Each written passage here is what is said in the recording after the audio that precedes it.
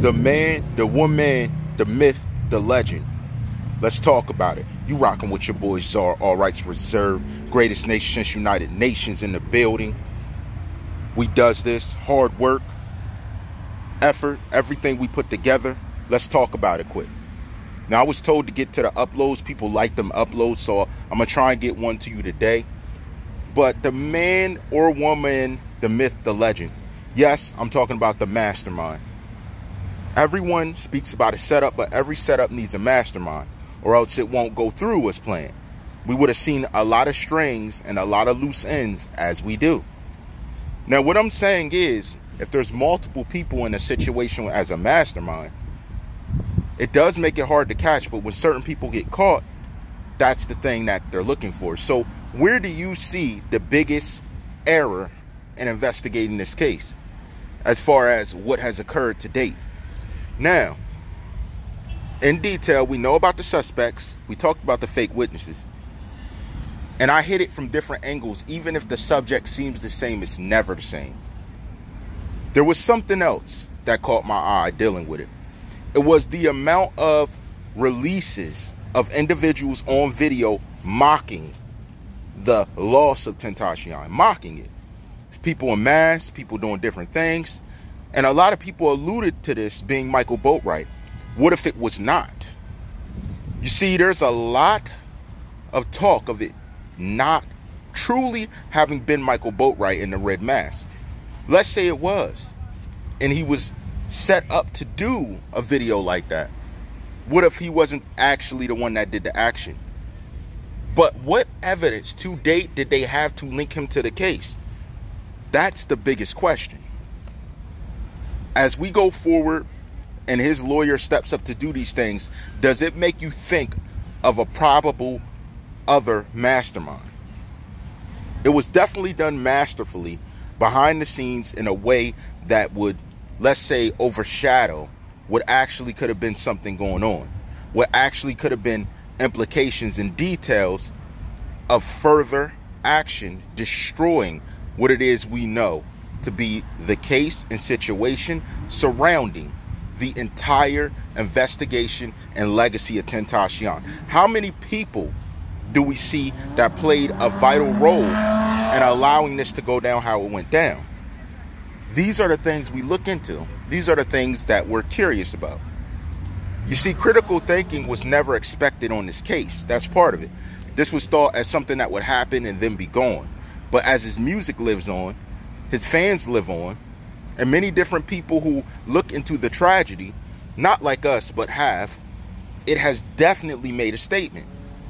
Now, there's a lot of people that have taken to social media, especially YouTubers, and expressed things a certain way. The problem is they didn't get deep into detail and they didn't do research on a lot of things they spoke on. They openly just jumped to the conclusion without speaking about each entity in action. Could the mastermind have been right under our nose and we didn't notice it? Could the mastermind have been someone who we never even thought of? You see, there's a lot going on because there was another arrest made in the past I spoke of where they picked up another person that happened to be someone that was not a citizen that is pending litigation in this situation. Then that's going to turn to them getting deported. That still is not talked about in detail. You see, the case is slowly being solved and developing every day, whether we're able to get the information or not. Whether I'm working with an inside person or not, because it's hard to detail these things. It's hard to smooth over it, especially if you're on the inside, because there's high complications and, let's say, penalties for inside information being leaked. And a lot of people don't want to take the chance of prison to enter information into the nation. But we do have few that are very good at what they do, and they bring valid and honorable suspicion to us as we examine things. The reason it's a myth and a legend is because if you can't pinpoint the mastermind, you can't pick out the strong motive. If you can't pinpoint the mastermind, then you honestly can't look into detail to see who's wrong and who's right.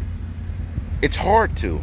It's near impossible. Matter of fact, in order to actually detail who the mastermind is, there needs to be a further detail of exactly what it was people were after. Now, we could take it's the broke approach, and that could be that people were broke and they saw it come up, so they tried to take it at that moment. Or people were friends and they tried to betray. But at the end of the day, does it lead us to the optimal involved parties? That's key. Where's the optimal party that was involved? The person that really had the most to lose or gain over a situation of this magnitude. That will always be in question. And we're looking for that type of answer, but it's hard to say if we'll come by it. But one thing we do understand is that these type of situations are going to continue to deepen around rappers that are flashing jewels, flashing money, because this situation had neither. If I'm to suspect that this situation had neither, it really does lead to a different situation of motive in my mentality. It gets in depth. Did it have to do more with a deal sign? Did it have to do more with someone seeing someone win and they're not winning? These type of things are very normalized and are getting more normal as deals and money is being made within the industry, and individuals do not have to commit hard work and time to gain their living. The easiest way out always seems the easiest way out until it's an easy way behind bars. There's a quote from Czar you could take. On top of that, from the interaction around, it's easy to see that there's a lot of play. Whether it's investigator-wise, whether it's even a person that is not on the witness list. And there's a lot of witnesses, but why were none of them viewable on the video we were shown? That's the issue. That's the biggest problem. That's what I'm trying to figure out. Bottom line, that is what leads to a misunderstanding and complication with the details we have been delivered. Now, I know a lot of people are going to leave comments of their opinion and stuff, going to expect the trolls. I told you, trolls are trying to evolve and try and say smart stuff when really there's motive behind them.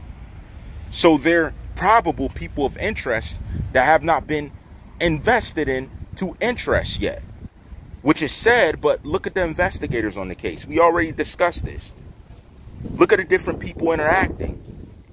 Look at the corruption that was spoken on by X himself. Do we really find some merit in the stand that is being made by the suspects or not? That's the next topic we're going to discuss. And we're going to look in depth to what they're trying to explain and the fact that they're using informative measures and they're not blatantly saying it. You see, most cases that occur, you're going to have someone blatantly say something, but they're not. Their lawyers are speaking for them the way court should be handled. But at the end of the day, who's right and who's wrong is going to decide the fate of these young men. If you had someone you cared about and they were suspected of a heinous crime that they did not do, you would want them free. But if they were involved with orchestrating it, making calls, doing different things that caused it, they are liable. This is how it works. This is how our system works. You get as much time, or if not more, than the people you instructed to do it, because you caused the devastation that it is people are seeing before them. That makes sense. But let's take it this way.